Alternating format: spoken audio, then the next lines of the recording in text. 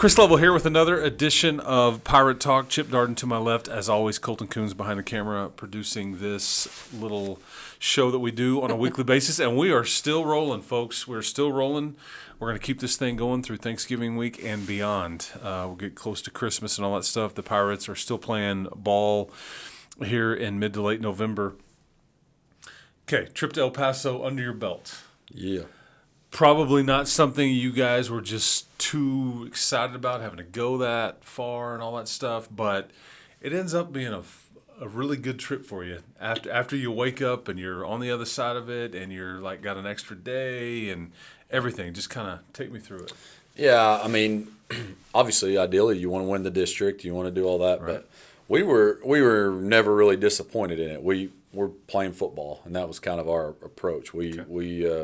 And talked to the team about that. I think a lot of people will remember the last two games of the regular season, but they also did enough the first four district games to make sure that didn't matter as far as extending their season. They got their season extended early and thought that was really important. And then so that was number one. So we're excited. It doesn't matter. And our team is kind of taking that approach. And that started with when we went to Lovejoy, but just, hey, we'll play anybody anywhere. And that's kind of what we want. We'll go anywhere to play ball. So didn't really matter to us. Thought it was a good road trip. I thought our guys handled it well. I think kind of team bonding a little bit and kind of getting to a place that, to me, you get there and the distractions are very small because it's just us. Like, I don't know, some of those it feels like a business trip. Like we're coming here for a purpose. There's no fluff to it, and I thought that's how our guys approached it. So good. It was a good trip overall. It would have been a little tougher, I think, had we played Friday. Luckily, we won that flip to play on Thursday. That way, we could have a normal weekend. Recovery is a little bit easier as compared to getting in at 6 a.m. on Saturday morning and having to turn around and get ready for another game. So. I mean, it was the Chiefs and the Buccaneers game that kind of decided that Thursday-Friday deal. But that not only is that a positive for you guys, but as we touched on the last show, it was a negative for Canutillo because they're playing on a short week. Yep. You were coming off a bye, so it just the beauty of the coin or That's the right. total points in The a total Monday night points. football game. We won another one this week, by the way. We can Okay, talk about that you're the home later. team. Yeah, that's right. That's right. You're the home team. So we'll talk about that. Don't let me forget. But you get down 14-3, and you're not playing your best ball. Is there any panic, or it was just like, hey man, we're fine. Let's just stick with it. It's a long game. I mean, kind of take me through the dynamic because initially they're playing it on their terms. Yeah. They're running it, playing keep away, and all those things. But then it started to change.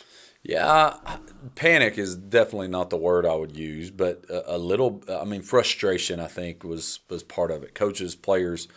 I'm sure fans and, all the way around, some frustration. I mean, it had been 70-something minutes of game action since we'd scored a touchdown going back through into the Memorial game at the very end. So, I mean, I don't think there was panic. Thought we were still in the game. We knew that we didn't need to, reinvent everything that we were doing, but I will say I thought one thing that our offensive staff did a lot better job that the Wiley game helped us is working and talking through our normal game plan and being better prepped for, okay, if they stop it by, and we're calling it answers, but having answers to, all right, they're taking what we really wanted to do away by doing this, here's the answer.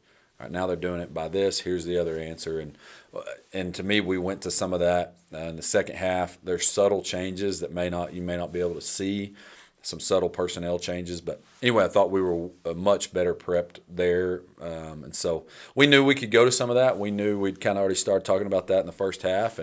But no, I don't think there was panic at all. The defense I really thought was competing even in the first half, just gave up a couple big plays. That second play of the game, big play, and then they hit two big pass plays on that other drive. And other than that, I thought defense was competing well. And then the other part of it on offense is I think we had 220 yards in the first half. I think it would have been more panic had it been like the second half of Wiley where we're 3 and out 4 trips in a row. We were getting some first downs. We were moving the ball. We just couldn't get it done in the red zone or in the plus territory. And So, I mean, I guess you still had a little bit of like, dang, are we ever going to score a touchdown again? But it wasn't panic because we were moving the ball and having some success with some of our stuff. So, I mentioned to you, you're down 14-3. The final here is 38-14. You go and score 35 straight. How big was the drive at the end of the first half? Yeah, that was the key. And you even look at, like, we get the ball back 2:30-ish maybe on the clock. And, we know we've got to go score, but are we going to 2-minute or not? Like that's kind of, you're in that weird area. Because you sit there and throw 3 incomplete passes and you give them, a lot of time. So you're in that weird area, and we throw incomplete on first down.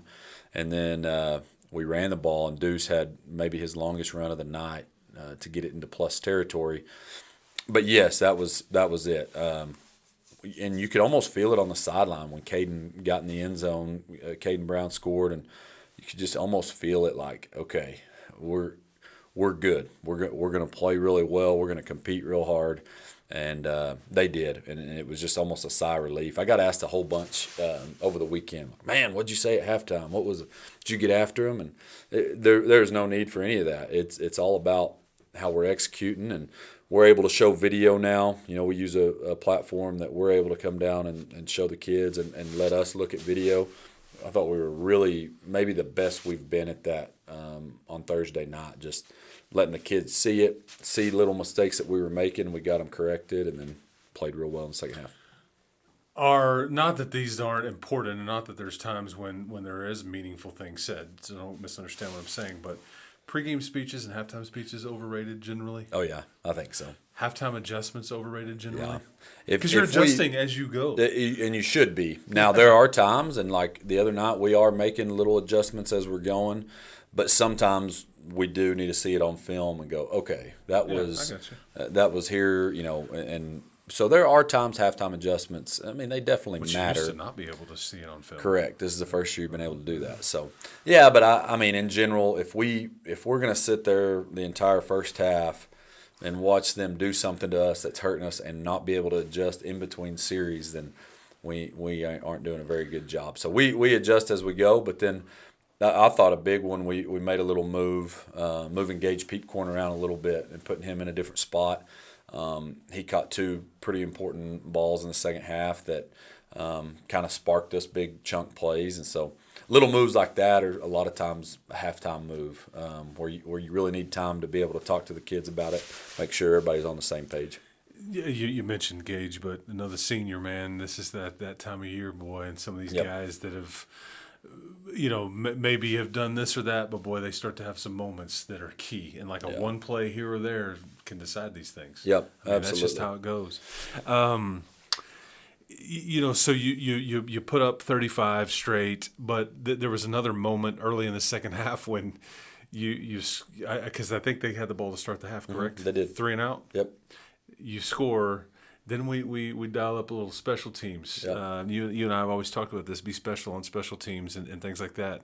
You guys had clearly seen something, and before these guys ultimately get the ball back, you put up 14 on them, and it just kind of was a fun momentum. But take me through the special teams aspect. Yeah, so something that we had seen coaching staff on film, that their alignment, and then thought we just – that kick was something that we had. And so all week, I mean, I think Monday morning at our scouting report, 7:15 in the morning, I think we told them, here's how it's going to be. The first time we get a lead, we're doing this onside kick, and we're going to get it, and we're going to take a 2-score lead. Like that was on Monday that we had talked about. The kids were ready for it. We were hoping it'd be 7-0 in the first quarter when we did it. But once we took that 17-14 lead, there was just no question about it. And some of that has to do when you've got a All-American kicker that can execute that. You feel confident in it. And then, again, all week we had done it so many times and done it so well that it was just a huge momentum. That him and Cub and Kyle Warlick got our Game Changer Award. Kyle's the one that recovered it twice. Had it in his hands, and then it bobbled out. Their guy almost got it, and Tommy Cone put a lick on that kid to make him lose it, but it was a huge play. And yeah, I mean, if you really look at game time, think we scored up before half with 1 minute left. I mean, you're like 5 minutes of game time. It goes from 14-3 to 24-14. Just and then once that momentum's on your side, it's a good thing. As good as Canutillo is, they're not. I think they would probably say the same. They're not built to come from behind. Right. That's just not their style. Yep. I mean, most teams aren't, but they are specifically. They're built to control it, sit on it, run it, and maybe be explosive on occasion, but they're not built to come down from a big lead. So, yeah, I thought that, he mentioned, Kyle Werlick and Tommy Cohn, more seniors. It's just fun time of year for those guys to be making monster plays that, again, they decide this deal. It's a block, it's a tackle, it's a strip. It's just something that can decide these things because there's a lot of close games being played around the state. So did you spend Friday night watching the Wildcats from Walnut Grove and Arlington Seguin? Yep, we did watch that and kind of got a little scout on that early and before we trade film on Saturday, but got to watch that, get an idea for them. Those are two really good teams playing. You and I were texting during this game. Yeah, I think Seguin had some injuries in the middle of their season. So they end up getting fourth in their district, and I don't know that they were a fourth-place team. So it was a great game, great high school football game. So those are fun to watch when you're sitting on the couch because there's no pressure on you. You get to just watch a great game. But I think a lot of our kids were watching it too, and it was over. I'm getting some texts from some of our captains, and they're just excited to play, excited to still be playing ball. So, but no, it's fun. It's fun to watch. Yeah, my nephew was he was watching it. I was texting with him. I said, "You watching this thing?" He's like, "Yeah, these teams are pretty good." I was like, "Yes, they are." But that's what you're gonna get. Oh yeah, and that's what you want. Yep. You're gonna have to beat somebody good going forward. So this is so let's just educate people on what Walnut Grove is. This is a school out of the Prosper ISD, I guess it would be. I think that's right. They are just 2 years in, I believe. If you're familiar with like what they've done in the Canyon, Amarillo area with West Plains, I think that's how they opened up this school was like, okay, everybody can come. So they've got all classifications. Yeah. Whereas obviously Liberty, the other Cooper district, is just started out with freshmen, sophomores, and add to it. This is a program that's got seniors and all the stuff, but they're brand new. They don't, I think this is a bit of a surprise for everybody. Tommy Allison, do you know him? No, head coach? Not until now. Yeah, He's apparently very well respected. Yeah. I don't know where he was or what. He's been several places, but he won a state championship at Cayuga, I think is how you pronounce it. They won a state championship back in I think it was I don't know, maybe 2010-ish or I can't remember exactly, but won a state championship there. He coached at Palestine. He coached Adrian Peterson at Palestine. I think that's where he grew up actually. So went back home and coached there for a while. But, yeah, you can tell he does a really good job there, very well coached. And I think you can see how hard their team plays. Like that's just, to me, a reflection of the coaching. And very classy guy, man, been easy to work with. There's a lot of negotiating and talking during playoff time, and a lot of it's beforehand. And, we were in a weird situation that we played Thursday night, and then we've got two DFW teams that really we could go ahead and lock in a site, and he was just cordial with communication. Just you can tell he's a really classy guy. So, and the school, they played a rogue schedule, outlaw schedule last year. Did they not play at Pirate Stadium? They did. They played That's an El Paso team at our stadium last year. Pirate Stadium. So this opponent that you're going to go play in Abilene, that's a brand new school, they played in Pirate Stadium last year against an El Paso team. Yeah, I thought this was right. But that's right. Wild to me. And they had seniors last year, so that would have been a hard deal for those seniors that didn't get to make the playoffs or anything like that. But they had a handful, 10, 12 maybe, and then this year they've got a full 40-something seniors on their roster. So, they're not it's not like it's a young team or anything like that. They've got 18, 19-year-olds that are good football players. They had to come up with a new school song and a mascot and all this stuff. It's like we don't have any tradition, or we're just kind of. They do now. They do now. Yeah, that's right. Yeah, and they're in as we have talked about, they're in Lovejoy's district. Yeah. There's a lot of I think the Dallas Morning News titled that the District of Doom, just because of how loaded it was. And you mentioned Melissa doesn't even make the playoffs. Yeah, I mean, that district went Walnut Grove first, Lovejoy gets second. We know all about them. Third was Anna, who won a State 4A championship. Division I state championship, and then fourth was Frisco Emerson, that was a 5A state semifinalist last year. So, I mean, those are the 4 playoff teams, and yeah, really good district. But I think any of them, including Melissa, you probably said if they're in the playoffs, yeah, you can make an argument that they're going to win the region. Sure. I think you could say Argyle. I think you could say the 3 teams in our district that are left. I mean, I just think El Paso del Valle, they're playing really good. Like, We've got a really we good got quarterback. eight teams that I just wouldn't be surprised anybody, and that's what makes it fun. So you go play well, you're going to give yourself a chance, and I think you're going to continue to do that every week if you keep playing well. Yeah, and this is me saying this, but I mean, I watched this game, and these 2 teams, Arlington Seguin and Walnut Grove, very good. However, you guys can beat either one of these teams if you play well, and that's just what it's going to take. This is an interesting offense. Mm-hmm. They have let's just call them a triplets. They've got a freshman quarterback that does not, to me, I felt like a nerd on a Friday night. I'm just sitting there, I'm writing down all these notes because I'm studying both of these teams because I'm like, okay, which one am I going to talk to Coach Darden about? But the one thing I wrote down about this kid, I knew he was a freshman. I knew all of his numbers. He doesn't carry himself like a freshman. No, not at all. He doesn't. When you're watching it, you wouldn't know that. Yeah. The running back is phenomenal. He's not like the fastest kid or the biggest kid. He's just got great vision, pace, change of direction, all that stuff. Their offensive line that you and I talked about, very impressive. And they've got a wideout that just seemingly is not maybe the fastest guy, but he's just always open. Yeah. And so, and then defensively, they're very opportunistic. Yeah. So, but the tempo is what made me the most nervous. This is, again, me talking when they get going on offense because they've just scored on everybody. And they just kind of outlasted Arlington Seguin. But kind of what did you see when you looked at them in total? First of all, you just feel like a nerd on Friday nights, that's all? Okay. You just waiting for that. Yeah, I was Yes, going to that's chime all in, but I was going to let you finish. Now, what did you ask? I'm just kidding. Yeah. No. I was enjoying it. Messing with you. I was enjoying it. So, I think spot on what you said. The running back, and they're about 50-50 on offense, run pass, very balanced. But I think they want to run the football. That like offensive most line, teams do. Yeah, absolutely. Yeah. That offensive line's really good. The running back is really, really good. Maybe the best we've seen. I don't know. We've played some pretty good running backs, but he's up there, or maybe the best. I think he's got the most stats. But they just do a good job of.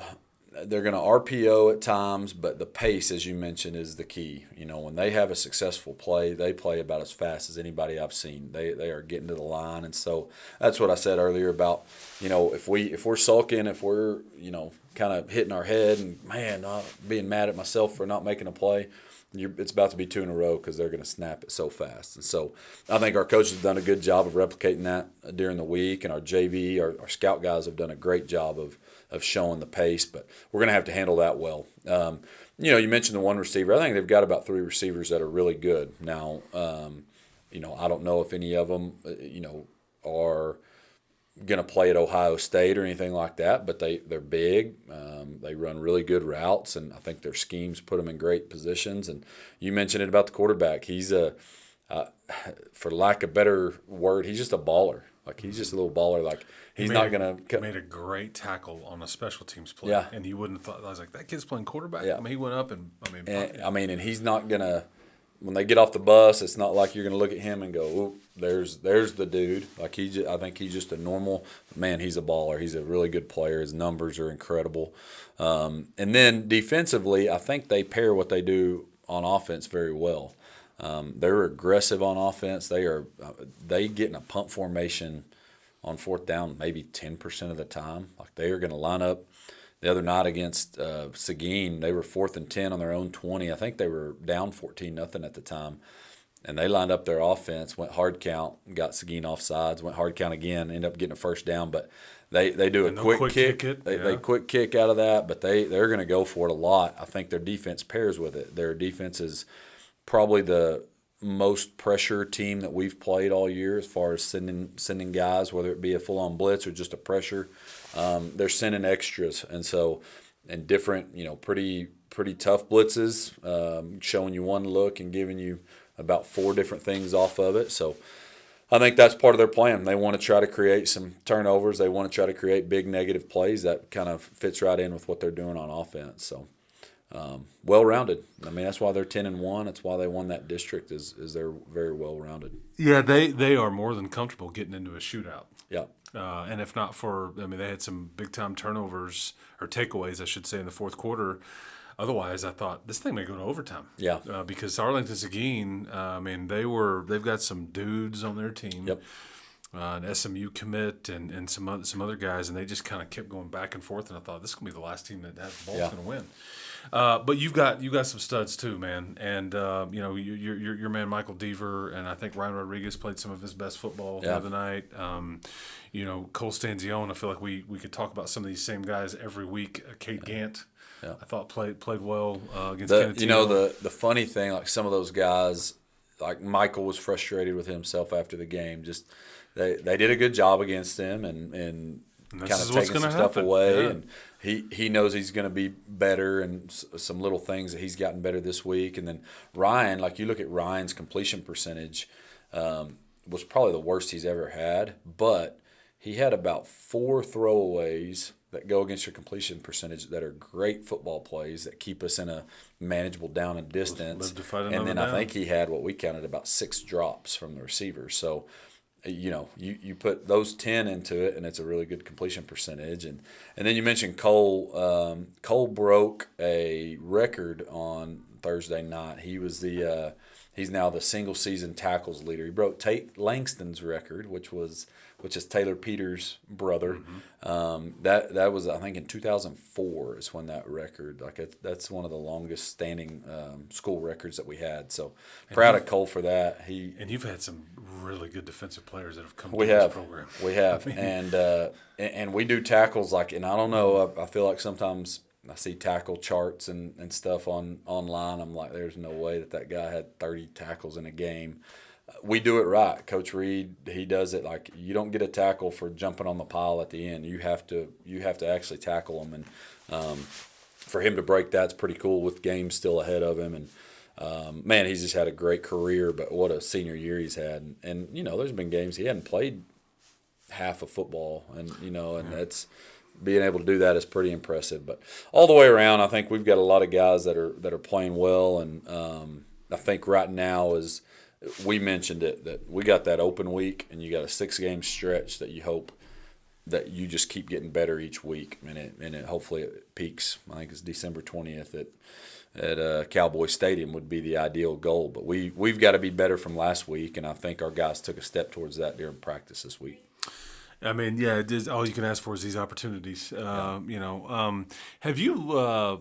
Trying to think of a way to phrase this. Have you learned anything in your past playoff experiences that you carry with you now on what to do, what not to do, what to be prepared for, how to coach your kids, and then, without giving away too much? But is there anything that specifically playoffs that you? Yeah, I think one of the things that we've done is early on. I always we got to practice we can almost over practice because you want everything to be perfect. You want.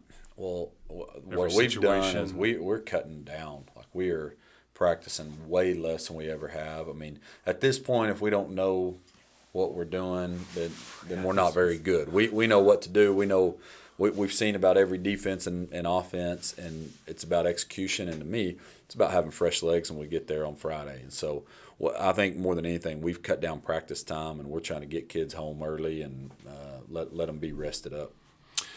Okay, so this will be a 7:00 kick. Lubbock Cooper, Prosper Walnut Grove. They're the Wildcats. You can pre-purchase tickets, $4, $8 ahead of time. We'll put the link in the description to this show. It's on SportsU, it's on Twitter, and all those things. If you show up, to this game, you're going to have to pay $10 for a ticket. It doesn't matter if you're an adult, student, whatever, and you're going to have to use a card. They're going to charge you $5 to park in this venue. You can't bring any outside food or drink. There's no re-entry to the game, clear bag policy, all that good stuff. But it's at Shotwell Stadium on a Friday night, and it should be a lot of fun. And I mean, and I think the winner gets Wichita Falls Memorial and Argyle, and they're playing in Mineral Wells at the same exact time.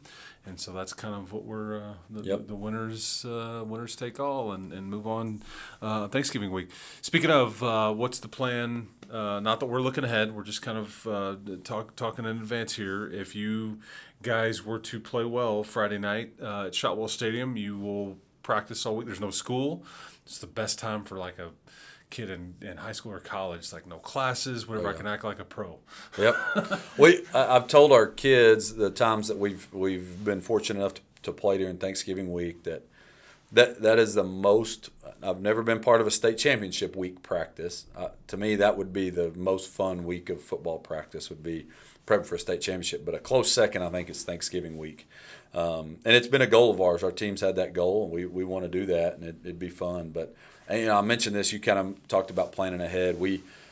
I put this out on our Sports U, but some watching might not be part of it. But we got kind of some flack a few years back. I think it was the COVID year that we were practicing, during Christmas and New Year's time. But we were really trying to get information out early so everybody could plan. And we kind of got some flack of, well, y'all are pretty confident about this game. And in the playoffs, you're always. I mean, I've already talked to. Yeah. Argyle and Memorial, and we're kind of getting stuff, but just like Walnut Grove has too. You have to do it. So, yeah, we've got a plan in place. We would hope if we were fortunate enough to win this week, we would hope to play next Friday, the Friday after Thanksgiving. There's a thought process there. I don't know if you want to know, but like it allows us to have a short walkthrough on Thanksgiving Day, whereas if you play on Saturday, you got to have a full-on practice, and then you don't get the weekend. And so we always like to play Friday there. That way if we play, then everybody wants to have a weekend to go see family and stuff they can. So we kind of think about others when we schedule it a little bit. It's not just exactly. We try to. Last thing before I let you get out of here. When you are talking to another coach, what is there to decide? I noticed that you guys are the home team. What else is there? Because you guys are deciding on. I mean, help me out here. The venue is probably the biggest one. And day. Venue, start time. Day, start time. Officials is a big one. Like where do we want to pull them from? Yeah. Like what are we okay with? And I don't even know how many chapters there are in the state of Texas, but there's a bunch. And this is going to be Fort Worth? Fort Worth chapter, yeah. Which we're good with. We've used them. I'd say 5 or 6 times in the last few years.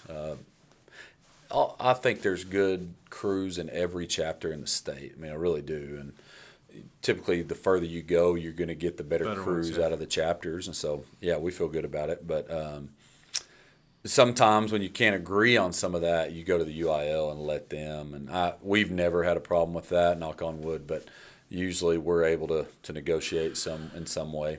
You mentioned home team. What is the difference there? Just what sideline you're on? Pretty much. Side of the stadium, Wearing that's it? And what uniforms? Okay, Yep. So there's nothing more to it than that. No. Okay. And is there anything else that we missed on what you do? You're ultimately kind of deciding or negotiating? Yeah, that's pretty much it. A lot of times athletic directors will talk about tickets and streaming and all that stuff. But there's a lot that goes into it. Glad you mentioned that. We cannot stream this.